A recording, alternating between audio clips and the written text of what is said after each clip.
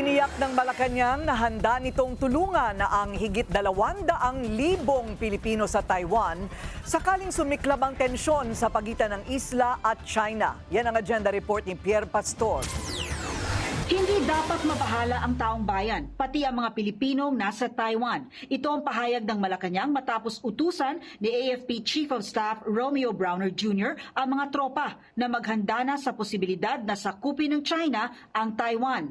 Kasalukuyang nagsasagawa ng military exercises ang China sa paligid ng tinuturing nitong isang renegade province. If something happens to Taiwan, inevitably we will be involved. There are 250,000 OFWs working in Taiwan, and we will have to rescue them. And it will be the task of Northern Luzon Command to be at the front line of that operation. Pero kalmado lang ang palasyo.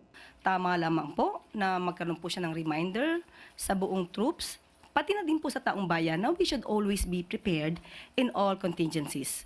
May mensahe rin si Yusek Castro sa may 250,000 na mga Pilipinong nasa Taiwan. Stay put. Basta po tandaan po nila, ang gobyerno po ay handang tumulong sa anumang oras para sa kanila.